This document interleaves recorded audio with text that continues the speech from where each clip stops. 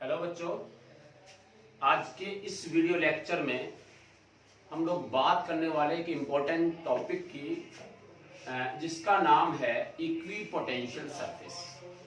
चाहे आप क्लास 12 के बोर्ड की बात करें, चाहे आईआईटी पीएमटी की बात करें, हर जगह पे आपको इक्विपोटेंशियल सरफेस के बारे में कुछ ना कुछ पूछा जाता है। तो आज हम उसी टॉपिक की बात करने वाले हैं जिसको हिंदी में हम कहते हैं समविभव पृष्ठ। समविभव पृष्ठ क्या होता है? अगर हम बात करें इसके नाम से, इसके नाम में आप देख रहे होंगे इक्विपोटेंशियल, यानी एक ऐसी सरफेस जिसके हर एक पॉइंट पर पोटेंशियल की वैल्यू सेम होती है। एक ऐसा पृष्ठ जिसके हर एक बिंदु पर विभव का मान समान होता है, उसको हम इक्विपोटेंशियल सरफेस कहते हैं। यानी ये मतलब हुआ कि अगर एक चार्ज है, हमारे पास कोई पॉइंट चार्ज है, उससे किसी डिस्टेंस r पे जो पोटेंशियल है, वैसे किसी दूसरे डायरेक्शन में किसी पॉइंट r डिस्टेंस पे फिर कोई पोटेंशियल है, तो उन दोनों पोटेंशियल में कोई डिफरेंस नहीं होगा। अगर डिस्टेंस सेम है तो पोटेंशियल भी क्या होगा? सेम होगा। तो जहां वो सरफेस बनेगी, वो सरफेस कैसी होगी? Equipotential surface. अब इक्विपोटेंशियल सरफेस को हम लोगों ने डिफाइन तो ऐसे कर दिया, बट इसके कुछ जो भी इंपॉर्टेंट टॉपिक्स या जो भी इंपॉर्टेंट बिंदु हैं, उन सभी बिंदुओं को मैं वन बाय वन यहाँ लिखने वाला हूँ और सबके बारे में डिस्कस करने वाले हैं। इसके न्यूमेरिकल कैसे होते हैं, वर्क डन का इससे क्या रिलेशन है, उसकी हम बात करने वाले हैं। इसलिए पेन और कॉपी उठा लें और मेरे साथ साथ सब चीजों को लिखें और समझें। मैं हर एक चीज को यहाँ लिखने वाला हूँ आपके सामने, क्योंकि इसके अंदर थोड़ी थ्योरी है, उस थ्योरी को आप लिख लें, इसलिए मैं पूरा इसमें लिखने वाला हूँ। Equipotential surface, point number 1। Point number 1 मैं कह रहा हूं, a surface having equal potential, a surface having equal potential, दिख रहा है? A surface having equal potential at all the point is an equipotential surface. Equipotential surface EPS बोलते हैं। क्या लिखा? A surface having equal potential at all the point is an equipotential surface. Hindi में क्या लिखेंगे इसको? ऐसा पृष्ठ जिसके प्रत्येक बिंदु पर विभव का मान समान होता है। समान होता है क्या कहलाता है? समविभव पृष्ठ कहलाता है। पहली बात। पॉइंट नंबर 2, पॉइंट नंबर 2 है डायरेक्शन। क्या भाई? Direction. Direction of net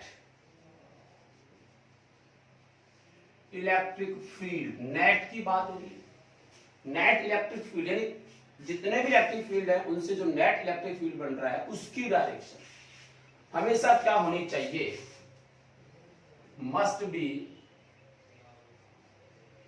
perpendicular, must be perpendicular to the surface of EPS। मतलब सरफेस ऑफ EPS मतलब क्या हुआ? Equipotential surface. क्या हुआ हिंदी में इसका मतलब? कि जो नेट इलेक्ट्रिक फील्ड की डायरेक्शन है वो हमेशा EPS के लंबवत होनी चाहिए। नेट विद्युत क्षेत्र की दिशा सदैव समविभव पृष्ठ के लंबवत होनी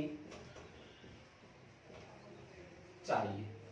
समविभव पृष्ठ की हमेशा कैसी होनी चाहिए, परपेंडिकुलर होनी चाहिए किसकी डायरेक्शन, नेट इलेक्ट्रिक फील्ड की डायरेक्शन। ठीक है।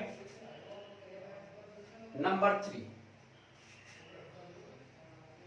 Important, component of electric field. Component of electric field, ये तो हमने नेट की बात की।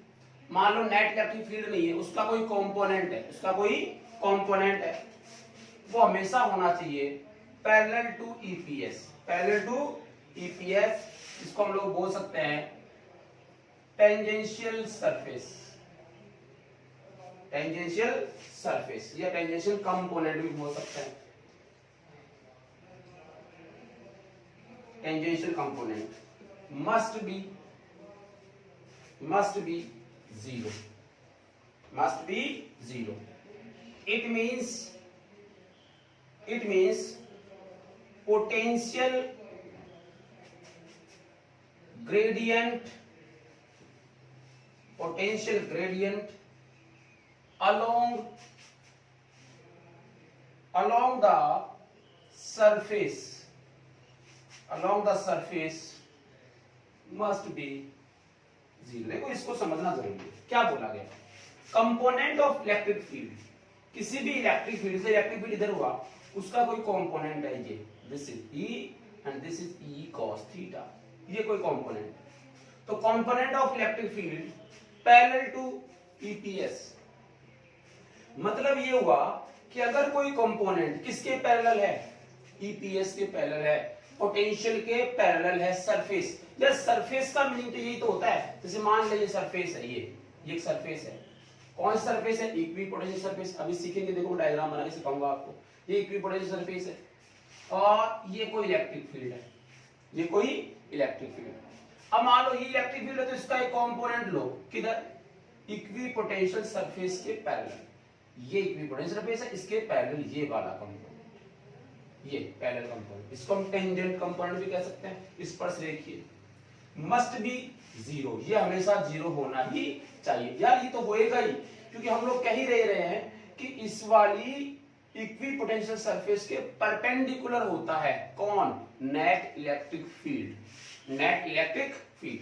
अच्छा, जीरो मतलब क्या हुआ, potential gradient along the surface must be zero. देखो पोटेंशियल ग्रेडियंट क्या होता है, E is equal to minus के dV by dr, E is equal to minus के dV by dr, potential gradient बोले तो विभव प्रवणता। अब यार इसको मतलब क्या होता है, जैसे से हम डिस्टेंस पे चलेंगे, r के साथ इसके मान में चेंज आता है, r के साथ जो है v के मान में जो चेंज आता है उसी को हम क्या बोल रहे हैं, E बोल रहे हैं। तो यहां जो बोला गया कि potential gradient along the surface must be zero, क्योंकि इस वाली के अलोंग अगर अपन चलेंगे, यानी सरफेस के अलोंग अगर अपन चलेंगे तो इस v में कोई चेंज ही नहीं आएगा। सोचो, क्योंकि उस सरफेस के प्रत्येक पॉइंट पे v की वैल्यू कैसी है, सेम है। जब भी हम उसको क्या बोल रहे हैं, इक्विपोटेंशियल सरफेस बोल रहे हैं। तो जब उस सरफेस पे चलेंगे तो क्या उस सरफेस पे चलने से v की वैल्यू में कोई चेंज आएगा, नहीं आएगा। जब v की वैल्यू में कोई चेंज नहीं आएगा तो पोटेंशियल ग्रेडियंट, जिसको हम पूरे को पोटेंशियल ग्रेडियंट विभव प्रवणता कहते हैं, उसकी वैल्यू अपने आप ही कितनी हो जाएगी, zero, zero by dr, this is equal to zero. तो पोटेंशियल ग्रेडियंट की वैल्यू उस वाले केस में कितनी आएगी, जीरो। इस लाइन का मीनिंग होता है। ठीक है, चलो हिंदी में और लिख देता हूं कुछ बच्चों के लिए।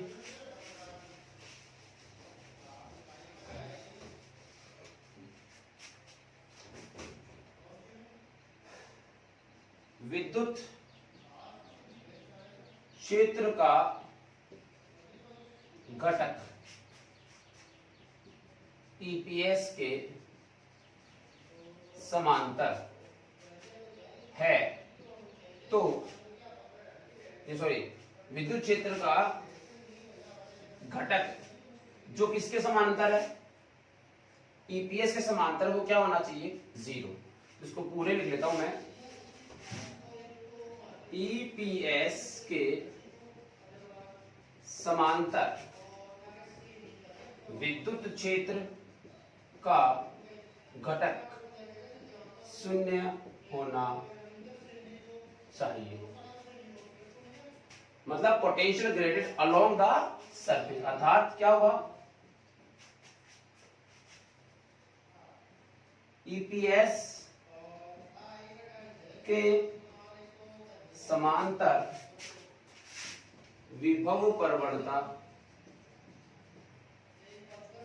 शून्य होती है या होनी चाहिए, होती है या फिर होनी चाहिए। ठीक है, ओके, लिख लो इसको। अगला पॉइंट अपन लिखते हैं, 3 पॉइंट हमने लिख लिए, चौथे पे आते हैं। एक एक बात को लिखना बेटा। अभी जब मैं इसके डायग्राम्स बनाऊंगा तो आपको चीजें क्लियर होंगी, न्यूमेरिकल करूंगा तो क्लियर होंगे आपको। अभी जो है इसको आप ऐसे कैसे लिख लें, हर एक पॉइंट। अपने क्लास में नहीं है, लेकिन क्लास के जैसे ही मैं लिखाने की कोशिश कर रहा हूं, बिल्कुल वैसा ही फील आए आपको।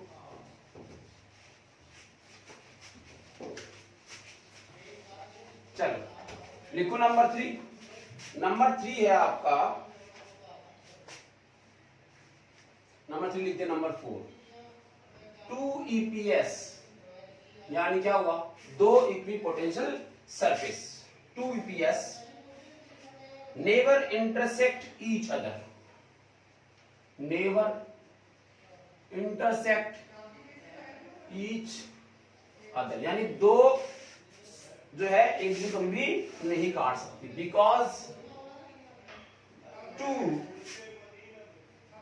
Values of potential, 2 values of potential are not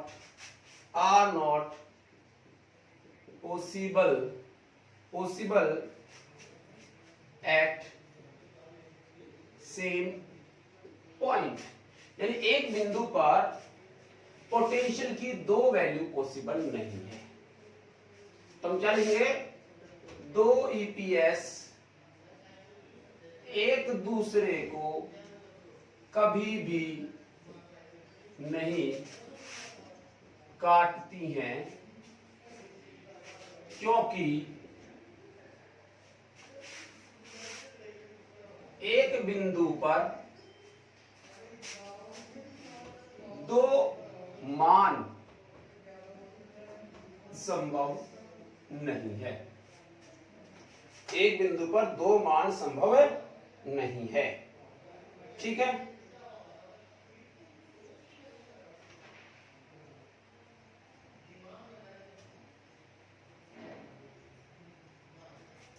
अगला पॉइंट, अगला पॉइंट ये है, जब भी आप क्वेश्चन सॉल्व करें तो माइनस के dv बाई dr लिखते हो, उस समय इसको यूज कैसे लेते हैं, can only used when if field is uniform. अगर फील्ड जो है वो यूनिफॉर्म है तभी आप हमेशा इस फॉर्मूले को काम में लोगे। फील्ड अगर यूनिफॉर्म है तब आप लिखोगे E is equal to minus delta V upon delta R। छाप लो फटाफट, छाप लो।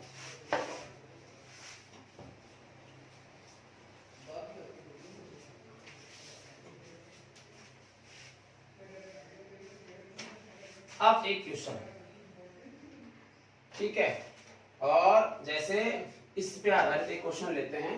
क्वेश्चन ये है, ये 2 प्लेटें हैं, एक प्लस चार्ज है एक माइनस चार्ज है, तो इस तरफ क्या हो गया, इलेक्ट्रिक फील्ड, ये तो हमें समझ में आता है। और मान लीजिए दोनों के बीच की डिस्टेंस है 2 सेंटीमीटर। अब यहां भी कोई पोटेंशियल है, यहां भी कोई पोटेंशियल है, मान लीजिए पोटेंशियल डिफरेंस है 100 वोल्ट। दोनों प्लेटों के बीच में पोटेंशियल डिफरेंस कितना हो दिया हुआ है, 100 वोल्ट दिया हुआ है। ठीक है, और हमसे पूछा है E की value, find E between given plates. करो देखिए कितना, गिवन प्लेट्स के बीच में E की वैल्यू निकालो, कितनी आएगी,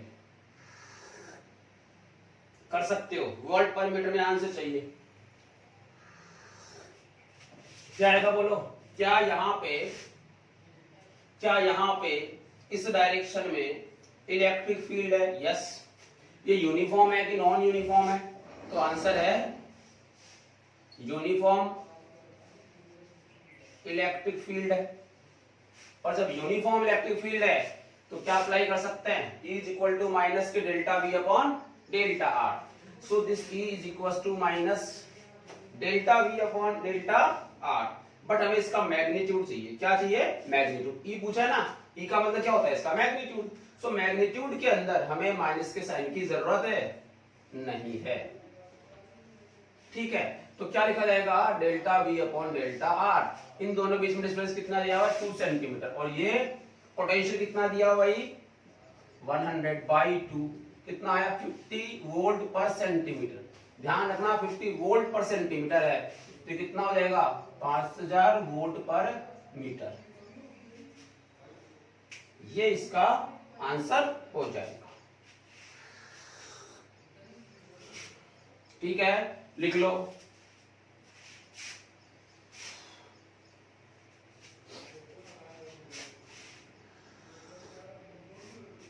लिख लिया क्या? चलिए, अब मैं आपको इक्विपोटेंशियल सरफेस बना के दिखाता हूं। ये सब लाइनें हैं जो तुम्हें याद रखनी है। सभी पॉइंट्स मैंने लिख दिए हैं जिससे आप इनको याद रख सकें। अब बनाते हैं equipotential surface of a point charge. आपको एक पॉइंट चार्ज दिया हुआ है। क्या दिया हुआ है? एक पॉइंट चार्ज दिया हुआ है और ये कहा गया है कि इसकी इक्विपोटेंशियल सरफेस बनाइए। क्या पूछा? इसकी इक्विपोटेंशियल सरफेस बनाइए। ठीक है, या फिर आपसे कहा जाए कि आपके पास एक लॉन्ग वायर है, उस लॉन्ग वायर के लिए इक्विपोटेंशियल सरफेस बनाइए। ये हो सकता है। देखो कैसे। अब मैं ले रहा हूं कुछ examples. Equipotential surface of a point charge. यहां से आपको इसकी हिस्ट्री क्लियर हो जाएगी ढंग से, जो कुछ आपने पढ़ा है। Equipotential surface of a point charge बनाना है तो देखो ये क्या है? एक पॉइंट चार्ज है। क्या है ये? Point charge. आप समझते हो कि पॉइंट चार्ज से इलेक्ट्रिक फील्ड कैसा होता है? आउटवर्ड। कैसा होता है? आउटवर्ड। अब इस पॉइंट चार्ज से किसी भी डिस्टेंस पे जाइए, मान लीजिए R डिस्टेंस पे चले गए, 5 सेंटीमीटर पे चले गए, इधर से भी 5 पे चले गए, इधर से भी 5 पे चले गए और इधर से भी 5 पे चले गए, तो आप खुद सोचोगे कि यहां पर पॉइंट चार्ज के कारण जो आंसर होता है V की वैल्यू होती है वो क्या होती है? KQ/R। तो यहां से लेके KQ/R, यहां से भी KQ/R, यहां से भी KQ/R, यहां से भी KQ/R। यानी जो R डिस्टेंस है उस R डिस्टेंस पे जो भी पोटेंशियल है वो सेम है। कैसा है वो? सेम है। ये हम लोग कह सकते हैं। ठीक है, अब सेम पोटेंशियल हो गया, इसका मतलब ये जो सरफेस है वो एक इक्वी पोटेंशियल सरफेस हो गई। ये क्या हो गया? Equi potential surface. अगर हमसे ये कहा जाता है कि यहां से कोई डिस्टेंस है 2 सेंटीमीटर, ये भी 2, ये भी 2, ये भी 2, तो यहां भी एक सरफेस बन सकती थी। सरफेस इमेजिन करो, एक गोला है, एक स्फेयर है, ये अपने आप में एक स्फेयर होगा क्योंकि इसमें इधर भी होगा तो इधर भी होगा, इधर भी होगा, इधर भी होगा, इधर भी होगा और पीछे भी होगा, तो ये अपने आप में क्या बनेगा? एक गोला बनेगा, स्फेयर बनेगा। और इस स्फेयर का हर एक पॉइंट की जो पोटेंशियल होगा, विभव होगा, वो सब सेम होगा। और सेम होगा तो इसको हम क्या बोल सकते हैं? EPS। ये EPS1 और ये EPS2। तो इसमें मैंने दो सरफेस बनाई, इक्विपोटेंशियल सरफेस 1, इसके आगे वाले हो सकते हैं, इसके आगे वाले और आगे वाले और आगे वाले, कितने भी इक्विपोटेंशियल सरफेस बनाई जा सकती है। बट यहां थोड़ा ध्यान देने वाली बात, मान लो इसमें पोटेंशियल कितना है? V1। ये कितनी डिस्टेंस पे है? R डिस्टेंस पे। तो एक तो बना आपके पास V1 = KQ/R और एक आपके पास बना V2 = KQ/r। क्या V1 और V2 वैल्यू बराबर है? नहीं है।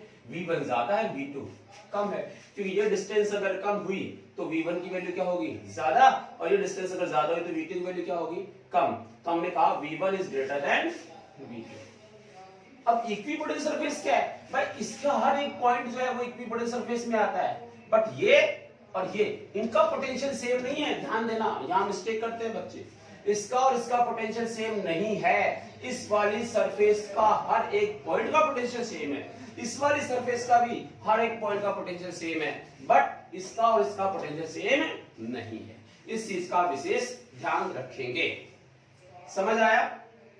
चलिए दूसरी बात ये है कि देखो सरफेस के ऊपर यहाँ कितने का एंगल होना चाहिए, 90 का एंगल होना चाहिए, इस बात को भी हम नहीं भूल सकते, ठीक है। नंबर 2 इसी का इक्विपोटेंशियल सरफेस यानी EPS of a long wire, EPS of A infinity wire, मान लो इंफिनिटी वायर लिख लेता हूं मैं, अनंत लंबाई का एक वायर है और उसके लिए क्या होगा, ठीक है। तो उसके लिए अगर हम बात करें तो ये वायर, ये इंफिनिटी लॉन्ग वायर है और +2 चार्ज है इस पर। तुम्हें याद होगा कि इस वायर के कारण जो इलेक्ट्रिक फील्ड होता है वो रेडियली आउटवर्ड होता है, त्रिज्यीय बाहर की तरफ, त्रिज्यीय बाहर की तरफ, ऐसे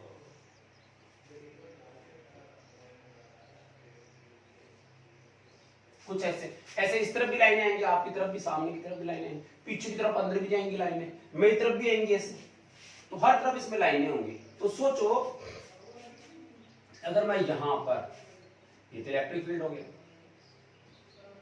परपेंडिकुलर टू द वायर, ठीक है, यहां पर अगर मैं एक सरफेस बनाऊं, यहां पर मैं क्या बनाऊं, एक सरफेस बनाऊं, ये डिस्टेंस देखिए सेम है, ये भी सेम है, ये भी सेम है, तो हर एक पॉइंट पे पोटेंशियल भी कैसा होगा, सेम होगा। जब पोटेंशियल सेम होगा तो इस बेलन को, इस सिलेंडर को हम क्या कह सकते हैं, इक्विपोटेंशियल सरफेस। क्या कह सकते हैं इसको, इक्विपोटेंशियल सरफेस कह सकते हैं। ऐसे ही और बना लो, मान लो मैं इसको ऐसे करता हूं, ये तो यहां भी बनेगा एक, ये ऐसे कुछ दिस वन, तो ये तो बन गया इक्विपोटेंशियल सरफेस 1 और ये बन जाएगा इक्विपोटेंशियल सरफेस 2। इसको मैं बोलूं V1, इसको बोलूं मैं V2, और ये लाइन कितना होगा, परपेंडिकुलर होगा। तो यहां भी V1 greater than V2, V1 greater than V2, but line वाला जो है वो सिलेंड्रिकल, सिलेंड्रिकल ईपीएस बनाता है, कौन, लाइन चार्ज, जबकि पॉइंट चार्ज क्या बनाता है, स्फेरिकल ईपीएस, इक्विपोटेंशियल सरफेस बनाता है, ये वाला। समझ आया, फटाफट लिखो इसको, देखिए लिख लिया होगा। अगला चलते हैं और देखो किस किस का इक्विपोटेंशियल सरफेस हो सकता है।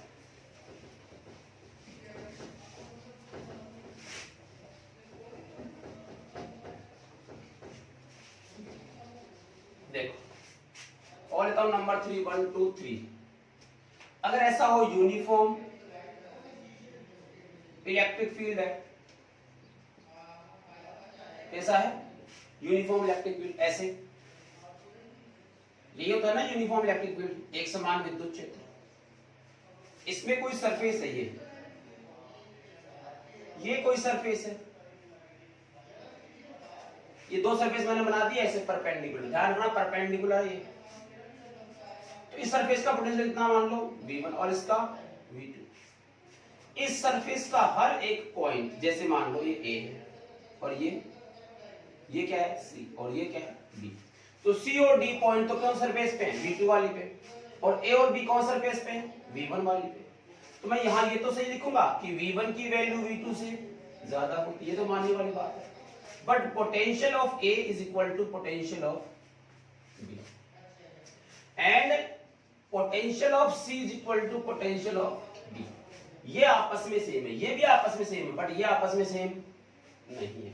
तो यहां पर नंबर 1 और 2 ये दोनों आपस में कैसी हैं, ईपीएस हैं, इक्विपोटेंशियल सरफेस है, ये भी आपको याद रखना है, इसको हम ईपीएस बोलते हैं। अब एक चीज ये है कि W इज इक्वल टू होता है Q इंटू डेल्टा V। याद करो, सोचो, बहुत इंपॉर्टेंट थिंग है। Work done is equal to charge into change in potential और पोटेंशियल डिफरेंस। अब तुम सोचो, जब पोटेंशियल डिफरेंस की वैल्यू जीरो हो, पोटेंशियल डिफरेंस की वैल्यू क्या हो, जीरो हो, तो वर्क डन भी क्या होगा, जीरो होगा। इसका ये मतलब हुआ कि किसी चार्ज को किसी इक्विपोटेंशियल सरफेस पे मूव कराया जाए, किसी भी पॉइंट चार्ज को इक्विपोटेंशियल सरफेस पे क्या कराया जाए, मूव कराया जाए, तो उसको मूव कराने में जो वर्क डन होगा it is always zero, it is always zero. और लिख लेते हैं उसको भी, इंपॉर्टेंट है ये बात, पूछा हुआ है नीट के अंदर ये क्वेश्चन। बस आपको पहचानना होता है कि इक्विपोटेंशियल सरफेस कौन सी है, उसके लिए एक लाइन याद होनी चाहिए, क्या कि एक ऐसी सरफेस जिसके ऊपर पोटेंशियल की वैल्यू हर एक पॉइंट पे सेम होती है और इलेक्ट्रिक फील्ड उसके परपेंडिकुलर होता है। तो आप ये पॉइंट लिख लें यहां पर, ठीक है। इसको मैं लिख देता हूं, work done in moving a point charge on a equipotential surface, equipotential surface is zero। मतलब ये हुआ W is equal to Q into delta V, Q into zero is equal to zero. यही तो हुआ, क्योंकि चेंज तो हो ही नहीं रहा, वैल्यू तो है बट चेंज नहीं हो रहा। जैसे मैं आपसे एक एग्जांपल लेता हूं, फॉर एग्जांपल, ये इंपॉर्टेंट है बेटा, इसको हैशटैग लगा लेना।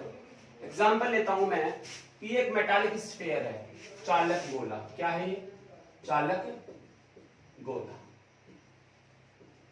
मेटालिक स्फीयर है, इसकी कोई ना कोई रेडियस है, राइट। और ये कैसा है, चार्ज है, पूरा का पूरा चार्ज कहां होगा, सरफेस पे होगा, ये भी तुम जानते हो।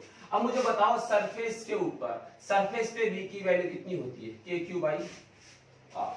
सरफेस पे V की वैल्यू क्या होती है, KQ बाई R। तो क्या ये सरफेस जो है वो इक्विपोटेंशियल सरफेस हुई, यस सर। भाई आप सरफेस पे चलो ना, यहां भी चलो, यहां भी कितना मिलेगा, KQ बाई R। यहां चलोगे, यहां भी कितना मिलेगा, KQ बाई R। तो इस कंडीशन में जो EPS है, ये EPS होगी पूरी की पूरी सरफेस। जब पूरी पूरी सरफेस इक्विपोटेंशियल सरफेस है, तो एक चार्ज उठा लो यहां से, ये कोई चार्ज है Q0, इस चार्ज को घुमा के यहां लाओ, Q0, ये नई पोजीशन होगी A to B। जब इस चार्ज को यहां से यहां लेके आया गया, तो वर्क डन कितना हुआ, W is equal to Q into delta V। But यहां भी KQ बाई R, यहां भी KQ बाई R, तो डेल्टा V की वैल्यू कितनी, जीरो। तो वर्क डन कितना होगा भाई, जीरो। समझ आया, वर्क डन कितना होगा, जीरो होगा।